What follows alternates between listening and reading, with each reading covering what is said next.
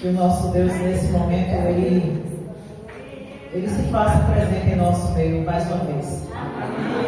Que nós possamos desfrutar da alegria, da sua presença e que nós possamos aprender muito com Ele, né? Que nós possamos viver e que tudo seja por Ele. Que tudo em nossa vida que venhamos a fazer seja unicamente para satisfazer ao grande Rei do Universo. A Ele toda a nossa adoração, todo o nosso louvor, toda a nossa estima e todo o nosso apreço. Que Ele seja o nosso horizonte, que Ele seja o primeiro, que Ele seja o último. Que Ele seja a fonte de vida e que Ele mova cada pensamento, que Ele mova a nossa existência e que nós possamos aprender com Ele que a vida vale a pena quando Jesus está no centro de tudo. Amém? É muito bom poder estar participando desse momento. Descobrir o lugar no mundo não é uma tarefa fácil. É uma tarefa bastante complicada. Mas se Cristo estiver no centro de nossa vida, a gente vai descobrir. É uma atividade que a gente não descobre de imediato. A gente vai descobrindo dia a dia, a cada aventura, a cada decepção, a cada movimento de nossa vida, a cada pulsar do nosso coração, a gente vai descobrindo qual é o nosso lugar no mundo. E a pergunta que eu faço e que você ficará meditando ao decorrer dessa pregação: qual é o meu lugar no mundo? Você já descobriu qual é o seu lugar?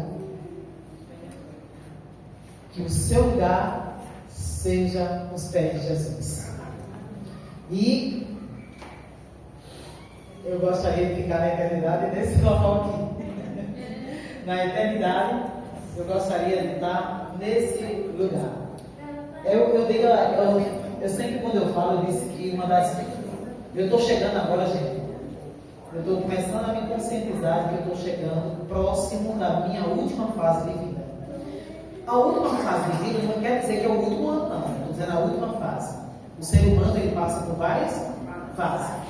E a última fase é aquela que nós chamamos a velhice. Mas eu digo a vocês que uma das fases mais surpreendentes da qual eu vivi, essa fase se chamou a fase jovem. É uma fase que eu não tinha medo, que eu mergulhava, que eu não tinha medo de tanta decepção e que foi no momento em que eu descobri muitas coisas boas, ruins também, certo? Mas que foram fases que me moldaram. E às vezes a gente diz assim: nossa, fulano parece uma rocha, fulano parece indestrutível, mas não é assim. Nós temos nossos momentos de alto e nossos momentos de baixo. Mas isso tudo vai ensinando a gente. Vai ensinando a gente a ter postura diferenciada. Tá certo? Mas foi uma fase que eu vivi, aproveitei muito. Uma fase que foi a fase de grandes descobertas em que descobri que Deus, Ele sempre esteve presente na minha vida. Sempre. Embora que eu não merecesse, mas Ele estava lá presente. E o meu lugar no mundo, qual é o meu lugar no mundo? Qual é o seu lugar? Eu quero estar aos pés de Jesus. Muitas pessoas tomaram suas decisões. Muitos começaram. Engraçado, né? Que a Bíblia aponta várias histórias. E nessas histórias apresenta pessoas que tomaram decisões bem cedo. E pessoas que tomaram decisões bem tarde também. Mas graças a Deus que ela tomaram a decisão na hora certa. Porque não existe, não existe idade certa para tomar a decisão. Mas quando vier, toma uma decisão, seja na qual fase que você se encontra. Tá certo? Mas temos pessoas na Bíblia que tomaram decisões, foram conduzidas por os pais e que viram que era a melhor alternativa. E eu fico admirado com Samuel. Vocês sabem quantos anos Samuel foi levado ao templo? Samuel tinha quantos anos? 2. Ele foi levado ao templo para servir. E ele foi ensinado logo cedo: você é um presente de Deus. E eu vou te devolver para Ele. Olha só, você é um presente de Deus. E você é dele.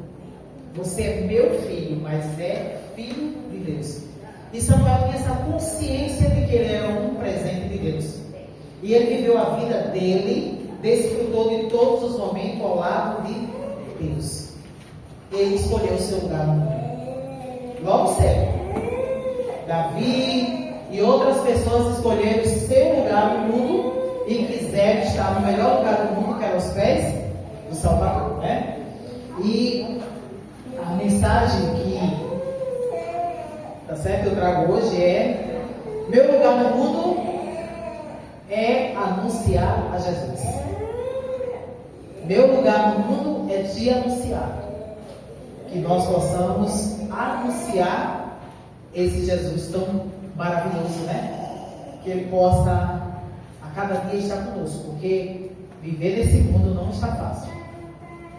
Não está nada fácil. E cada dia a gente vê mais se furiando. Eu digo que a gente está vivendo na peneira. E eu sinto assim, como a peneira, Jesus estivesse fazendo isso aqui, ó. Vocês já viram uma grande urupema? Vocês sabem o que é uma urupema, não sabe? Aquelas peneiras enormes que o pessoal fica sacolejando o trigo. E eu sinto como se a gente estivesse lá em cima daquela urupema, aquela grande peneira, Jesus sacolejando para lá e para cá, e alguns grãos pulando em cima, outros estão presos, tentando não descer, e outros descendo. Nós estamos vivendo um tempo da sacudidura. E em que posição você se encontra? Em cima da peneira? Lá embaixo já caiu seus grãos? Ou pendurado na peneira? Que nós possamos ter consciência de que a vida cristã é um ensinamento para a nossa vida. Se você quer ter vida eterna, você tem que aprender a viver logo aqui. Senão você não vai conseguir desfrutar da vida eterna. Isso que Deus concede a nós aqui é uma preparação. Nesse mundo aqui a gente se prepara para essa, a gente está vivendo aqui essa batalha, nos preparando para o encontro com Deus. Mas a gente está vivendo aqui um estágio. E nesse estágio, se não formos aprovados, ficaremos. E o importante é a gente descobrir, tá certo? Em que lugar eu quero estar. Que lugar você quer estar? E eu gostaria de convidar vocês a abrir as suas Bíblias no livro de João, capítulo 14, do verso 1 ao 3. Vamos abrir as Bíblias. Que Deus agora nos conduza à leitura da sua palavra. Que nós possamos aprender cada dia com Ele, com seu amor. 14, do 1 ao 3. Está baseado na leitura desse livro. Tá certo? Ele deixou aí uma grande promessa para cada um de nós. Não só para o jovem. Ele deixou para a igreja toda. E a igreja toda, ela deveria se considerar jovem. A igreja toda, ela tem que se considerar jovem, porque ela tem que ver esse momento com Deus, momentos de descobertas, momento de renúncias, momento de vida e de paz. Tá? Então vamos ver aí o que é que nos diz a Sagrada Escritura, mas antes vamos falar com Deus, né? Vamos pedir que Ele direcione o nosso entendimento. Maravilhoso e eterno Pai, estamos agradecidos a Ti por estar aqui contigo. Nossas batalhas não têm sido nada fácil. Cada um que vive suas batalhas sabe como vive. sabe as renúncias e sabe os medos que enfrentamos. Os desafios são tremendos, mas nós temos um Deus tremendo ao nosso lado, um Deus que nos concede vitória e paz. E nesse momento nós te pedimos que o Senhor prepare o ambiente aqui da igreja, que o Senhor prepare o nosso coração e as nossas mentes para se conectar com a energia celeste, e que nós possamos sair daqui energizados, com a certeza de que o nosso lugar no mundo é anunciar a mensagem de salvação para que finalmente Jesus volte. Fica conosco, prepara nossa mente e o nosso coração para vivermos o dia de hoje como se Cristo voltasse hoje. Essas bênçãos te pedimos e já te agradecemos em nome de Jesus. Amém. Meus queridos, lá no livro de João, capítulo 14, eu digo que é uma mensagem que traz uma mensagem de luto, uma mensagem de conforto, uma mensagem de esperança. Porque vocês sabem que naquele momento os discípulos já estavam começando a sentir a dor pela separação que a morte causaria entre ele e Jesus. Jesus não ia ficar com eles. Não da forma como eles estavam vivenciando, corporalmente, onde eles podiam almoçar, jantar, tomar o café da manhã, brincar, sorrir, receber os conselhos, repreensão de Jesus, e agora o seu amigo estava praticamente se despedindo. E eles estavam aterrorizados, com medo, desolados e se sentiam inseguros quando Jesus proclama essa mensagem. E essa mensagem é interessante que Jesus proclamou naquele período, mas não foi só destinado àquele público ali, mas ele destinava também a um público que viria depois, que somos nós. E ele diz assim: não se turbe o vosso. O que é turbar o coração? Não se turbe o coração. Ele queria dizer: não se preocupe, não tenha medo, não fique apavorado, não fique angustiado, não se desespere. Crede em Deus, crede também em mim. E ele diz mais: na casa de meu pai há muitas o quê? Moradas. Se assim não fora, eu vos teria dito, pois eu vou para lá para preparar-vos o quê? Um lugar. E ele acrescenta: sabe por que eu vou preparar esse lugar lá? É para que quando eu for e vos preparar esse lugar, eu voltarei e vos receberei para mim mesmo, para que onde eu estou estejais vós também. Amém?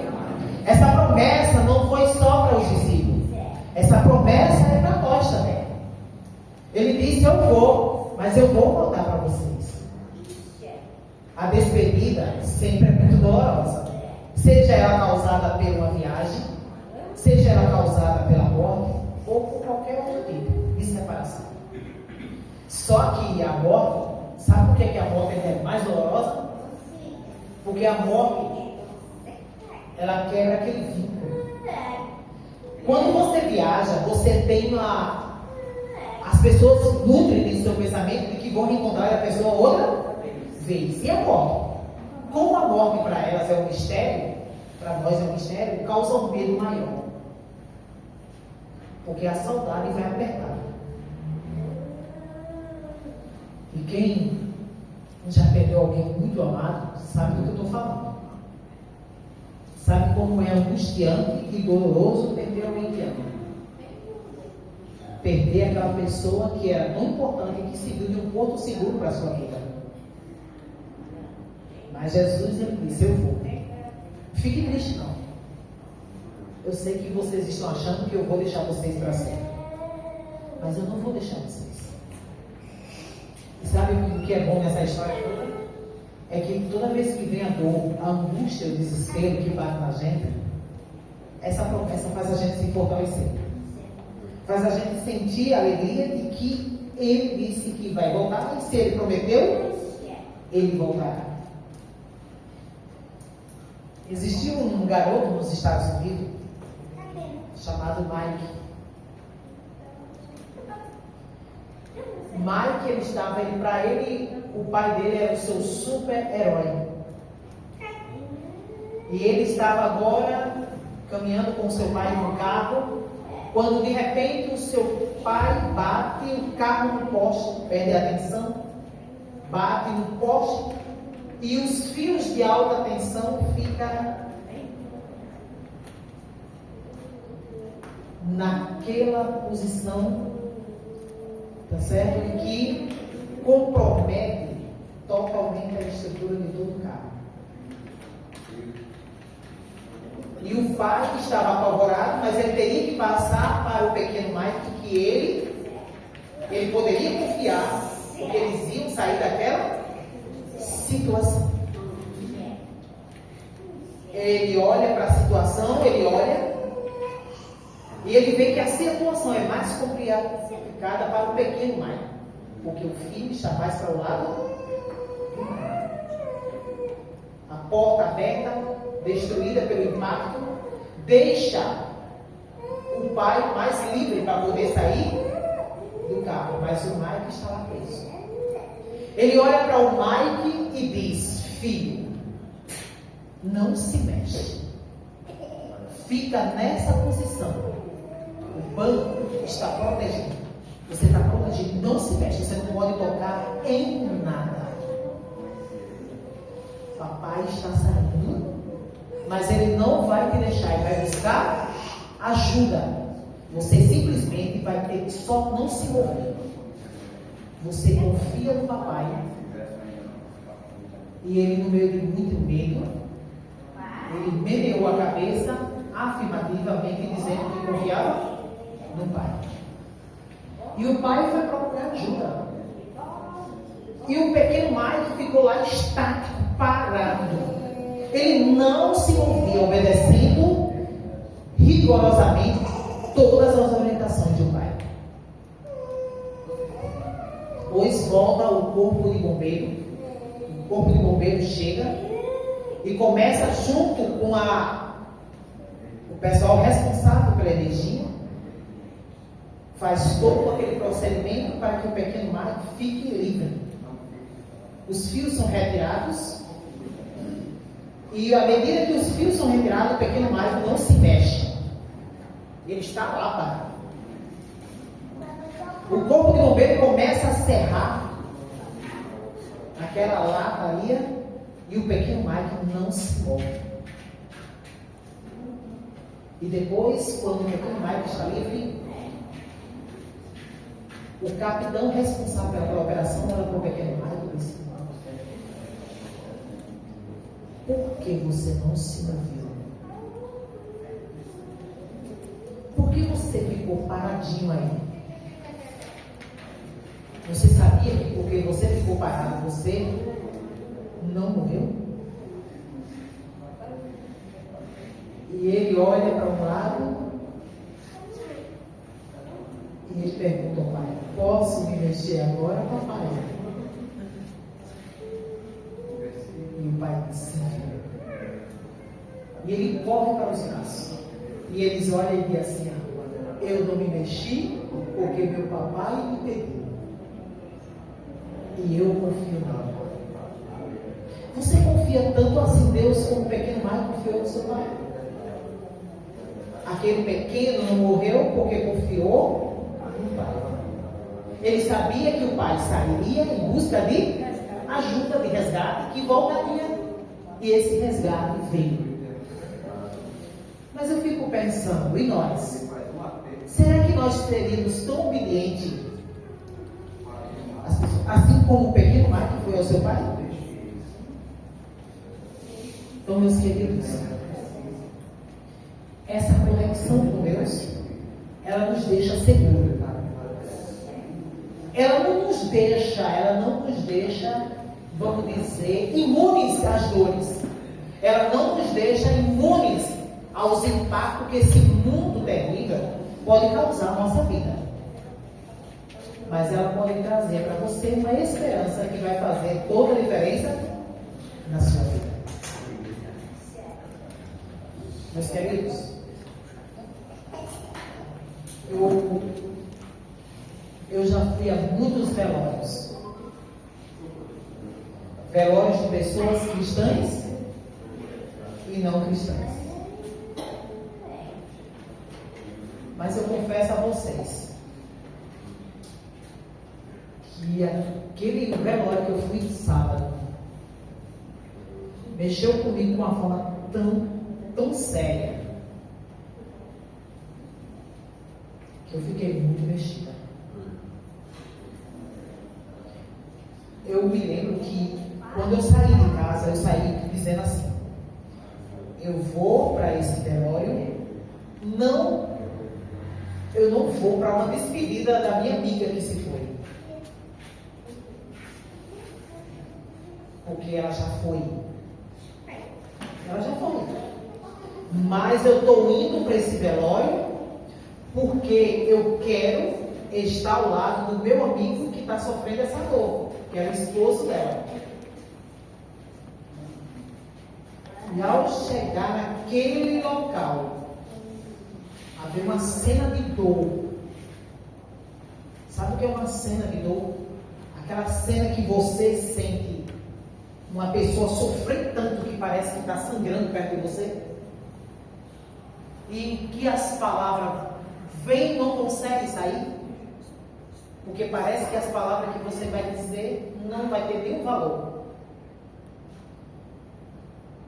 E eu fiquei lá, eu não sabia se eu me aproximava dele ou se eu ficava parado olhando a cena. E eu confesso a vocês que eu nunca tinha ficado desse jeito. Eu passei pelo caixão, tentei ser forte. Me aproximei do meu amigo. Quando eu olhei para ele, eu parei e a mãe dele disse para mim: vá, ele vai precisar do seu abraço agora. E eu fiquei lá parada, gelada. Eu olhei para ele, ele olhou para mim, e eu vi quando ele disse assim: me abrace, só me abrace.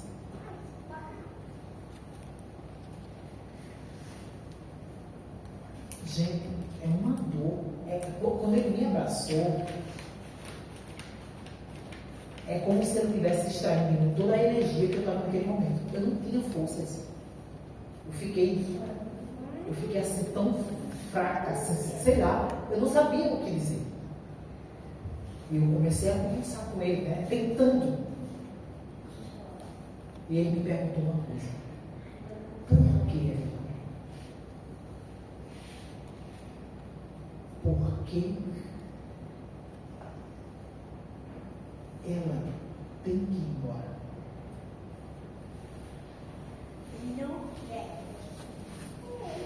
Meus queridos, é muito difícil. E eu disse: olha, eu não sei o porquê. Não sei. E não faça essa pergunta.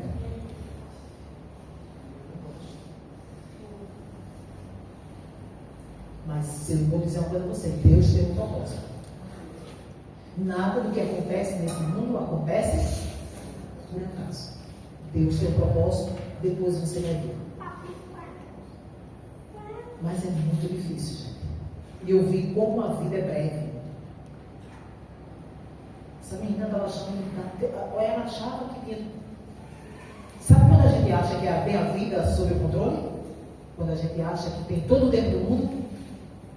A gente está cheio de sonho, de projeto, vai fazer isso, faz aquilo, que a gente acha que vai ter todo o tempo do mundo. E aí eu fiquei pensando: a gente não tem tempo nenhum mais. Não temos. A gente estamos vivendo dentro de quem? De Deus. estamos vivendo no tempo de Deus. Eu não vivo o meu relógio, mas eu vivo o relógio de Deus.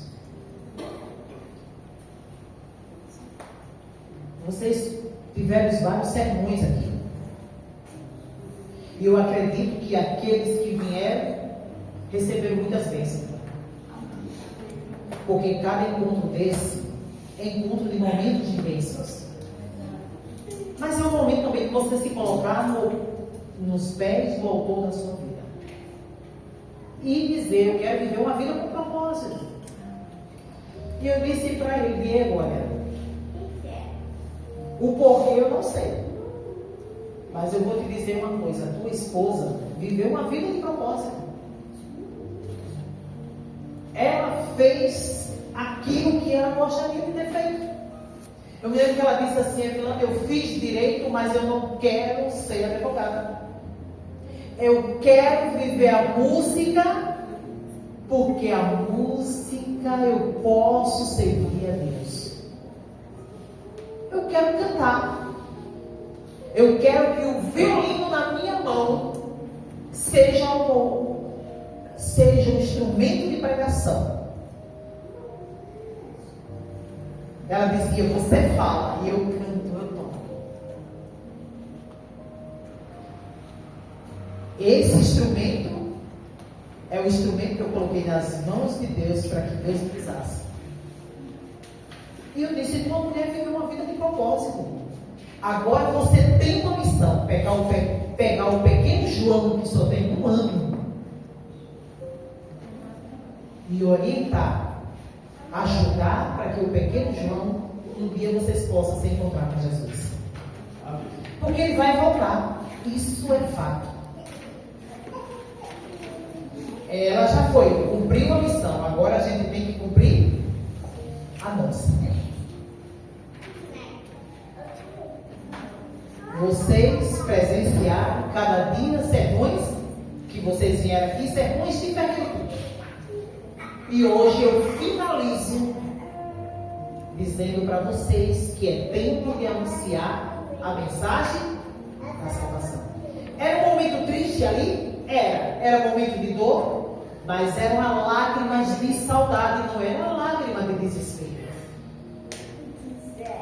Não era um adeus, era um até. As pessoas cantaram, fazendo aquilo que elas mais gostavam. As pessoas se emocionaram, mas ali eu senti o poder do Santo Espírito fazendo com que aquelas vozes, num coral que estava na hora tão penalizado da dor, o Espírito Santo cantou no lugar daquelas pessoas. E eu tenho certeza que naquele local, muitas pessoas que estavam afastadas, elas foram chamadas novamente a ter um encontro com Jesus, com Deus. Meus queridos, a gente não tem o domínio do tempo. Eles fizeram uma viagem recentemente. Eles foram ao Chile celebrar mais um ano de casamento. Lá ali eles renovaram os votos. Só que agora eles não foram mais sozinhos como eles foram na primeira vez. Na primeira vez eles foram sozinhos. E agora ele está levando para esse encontro novamente a terceira pessoa que era João. E lá eles viveram momentos intensos, onde eles celebraram a vida, o amor e o quanto é bom servir a Deus.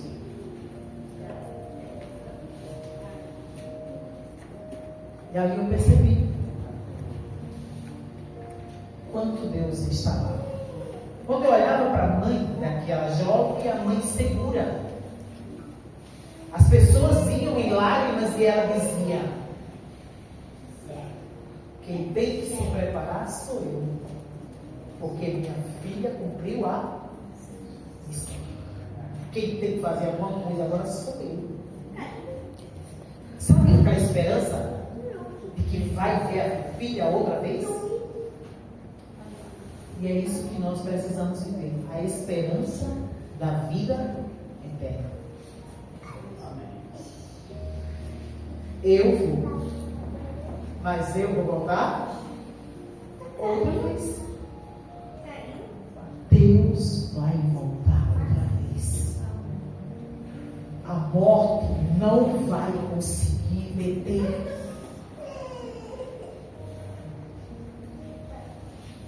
A sepultura não vai conseguir deter o corpo lá dentro. Porque aquele corpo ouvirá a voz do Senhor e voltará à vida outra vez. Uma vida sem pecado, uma vida restaurada. E viver como se nada tivesse aquilo acontecido.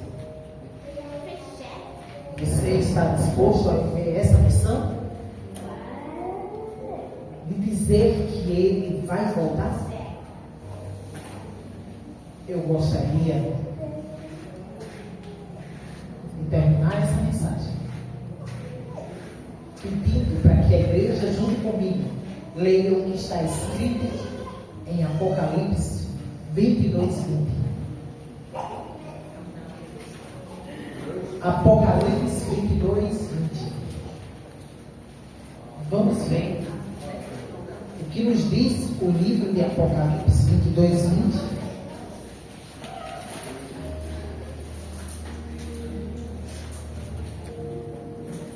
Quase o último verso da Bíblia. 22:20. O último diálogo da Bíblia foi o diálogo de promessa. Foi o último diálogo. A última mensagem. Uma aplicação forte para quem virou testemunha de Jesus. Você hoje tem um compromisso. Mas olha o que Jesus disse lá em Apocalipse 22:20. Aquele que dá testemunho destas coisas diz: certamente venho sem o quê? Demora. Amém. Amém? Amém? Vem, Senhor Jesus. Vem. Que nós possamos ter essa certeza e pedir para que Jesus venha para libertar, nos tirar de toda essa vida. Que nada mais nos separe. Nem morte, nem dor, nada mais nos separe. Que nós possamos estar unidos para toda a eternidade. Que Cristo seja o primeiro e o último na sua vida. Seja testemunha, seja mensageiro, seja um sinal vivo de que Cristo vai voltar para estar para sempre conosco. Ore diariamente. Busque uma oportunidade concreta de testemunho. Nas próximas semanas, hoje mesmo você diz: Senhor, eu quero ser uma testemunha viva na escola, no trabalho, na rede social, na vizinhança, mas que eu seja um testemunho vivo. E participe ativamente da missão da igreja, que é levar a mensagem do advento a todo mundo em nossa geração. Amém. E aí, você estará ali. Você estará nesse espaço que está vazio, porque nós vamos fazer uma fileira e onde Jesus passará para nos abraçar e dizer para nós: vinde bendito do meu Pai, e possuir por herança as moradas que eu estou preparando para vocês, né? Há muitos e muitos anos. Jesus foi para preparar esse lugar. Você quer se preparar? Você quer ser esse mensageiro da esperança? Se é o teu desejo, levanta a tua mão. É o teu desejo ser um mensageiro da esperança e pregar essa mensagem? Que Cristo possa estar com cada um de nós. Nós vamos ter uma mensagem musical. Nós vamos ter um louvor agora. você. Você vai ficar aí pensando nessa promessa grande. Você vai pensar em todos os desafios que a vida oferece para você. Você, nesse momento, você vai olhar: qual é o meu desafio? Qual é o caminho da cruz que eu tenho que carregar? Eu sei que cada um de nós temos uma cruz para carregar. Pesada, né? É pesada mesmo. Não é uma cruz leve, não. É uma cruz tão pesada que feriu os ombros de Jesus, deixou ele carne viva. E que fez ele cair pelas ruas de Jerusalém. E até tem um homem que o ajudou a carregar a cruz. Porque as dores é tão forte que a gente precisa de alguém para nos ajudar a levar a nossa cruz. Vocês acham que a gente vive sozinho nesse universo? Se você acha que vai carregar uma cruz sozinho, então desista. Você não vai conseguir. Se Jesus não quer ajudar, se você não tiver alguém ao teu lado te ajudando a levar essa cruz, você não vai conseguir sozinho. Não tente sozinho. Tem uma canção que diz: não tente sozinho, pois você não vai. E é verdade. Até o próprio Jesus caiu e os soldados romanos pegou Simão Sirineu e pediu para que levasse a cruz. Qual o tamanho da sua cruz? Eu não sei. Pode ser que tenha uma cruz aí que seja mais longa do que outra. Pode ter uma cruz que parece ser mais leve, parece. Mas qual é a cruz que você está levando nesse momento? Que Deus ajude a você a carregar. E você vai ficar pensando no momento que esse louvor vai ser entoado aqui. Isso é a tua vontade, o teu desejo no teu coração. Esses dias que você passou em oração. E que hoje vai finalizar com o Jotão, né? Alguém aqui vai para o Jotão? Quem é que vai para o Jotão? Que não vá para o Jotinha não, viu? Vá para o Jotão mesmo. Que nós possamos unir, né? Fazer essa grande embarcação e prepararmos para essa volta gloriosa de Jesus, né? A gente tem que ficar perto de quem está forte na fé para a gente se fortalecer. Tá certo? Que Deus abençoe, que se é o teu desejo, você depois vai dizer assim a Jesus: Senhor, eu quero estar preparado, eu quero anunciar o teu nome, eu quero ser um mensageiro da esperança. E mesmo que eu não esteja no lugar, eu posso estar em outra missão por aqui. Pode ser que eu não faça essa missão, mas tem outras missões que está precisando da minha ajuda. Se é o teu desejo, ao cantar esse louvor, você possa se colocar de pé e dizer sim para Jesus. Vamos ouvir agora, né? Convidamos aí o pessoal, né? Mantenha a mesma reverência no ambiente para que o Espírito Santo fale ao nosso coração.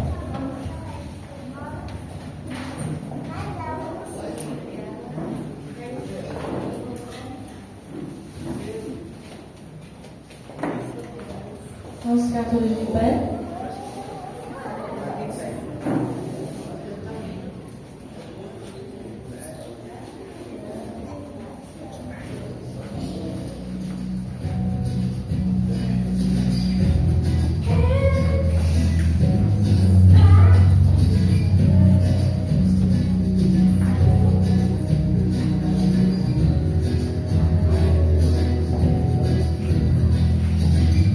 Está nascendo